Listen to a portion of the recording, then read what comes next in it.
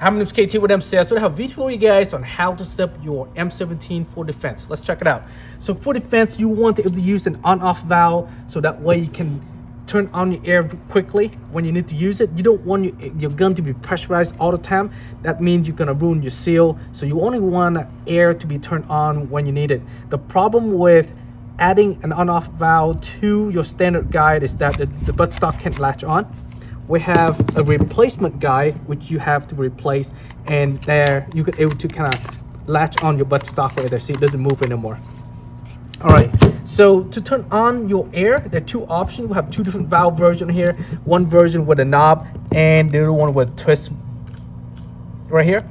So the difference is that when you are turning on, see this right here, if you're not used to clockwise, counterclockwise, and at an angle, it's kind of hard to remember, especially in the stress or your adrenaline kick in. You don't really remember what turn it. You go this way or that way. This one, obviously, you turn in, which is clockwise, to kind of engage the air. So you turn it in like so, right there. You can hear right away now it's engaged, and you can shoot it. Turn it off, of course, counterclockwise. That will bleed the air. Now the air is cut off and disengaged. We have this knob version. The knob version is reverse, so you turn counterclockwise, just like your water faucet at home. You turn it counterclockwise to open the air and clockwise to close it. So it's more ingrained, it's easier to use. So right here, just turn open, just like that. Now air's engaged. You shoot it. To close it, just turn it off like so. So this version right here is easier to use, obviously, and it is intuitive. This version right here, which is it's reverse, clockwise to turn on, counterclockwise to close. All right, so gonna show demo really quick again here. So gonna attach an air tank right here really quick. Gonna turn this now off. Engage your air tank so you can gonna open the air up really quick. You can see air kind of escape. Close it just like that. Gonna disengage it. All right, on this version, we make sure that the knob is away. Right there. And then we're gonna turn clockwise, okay, to open air slowly so you can see air passing by.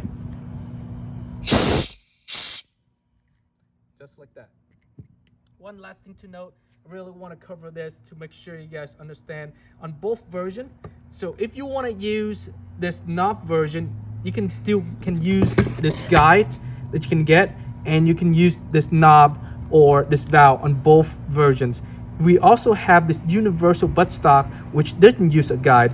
It's attached directly onto the air tank, just like this right there. The air tank is nice and solid right here. It's one piece. Same thing with this version right here. It doesn't use a guide, and the buttstock goes to the tank with the valve right there, which is nice and clean, doesn't use a guide. On their version, of course, you can use a guide, but you can use the original buttstock. There is no movement right here anyway because the buttstock already extends maximum length and it's pretty long already. Same thing with this model right here, right there. But of course, you can switch it out to the other version, to this knob version as well. They both will work. If you are using that though, it's gonna show really quick right here.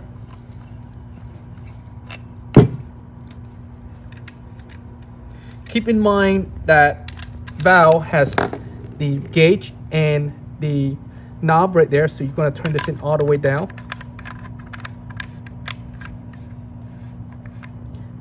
All the way down until it stops here. It doesn't have to be seated completely. At this point, you can just back it out low, but air will not pass through. That is because it doesn't need to go all the way down. I'm going to show really quick on this tank here that has gas in it. So you can see here, off. We're gonna engage the tank on. All right, and now you can actually back out a little bit, put your buttstock guide on. Obviously, this is not the right version guide, but I'm gonna show you really quick right here. See this version here, it goes like that or like this. There's really no locking. That's why you're gonna need this version guide if you're gonna use it, because this is the one actually locked into place, okay? So you can actually put it, depends on where you are, front position or rear position. Obviously, the maximum position is at the base where it's just stopped right there. So for this one here, for the personal demonstration, you can see that the stock is on, not the correct guide, but the adapter is on, gauge on one side, knob on one side. You obviously want knob to be facing you, so when you need to use it, hold your rifle like so.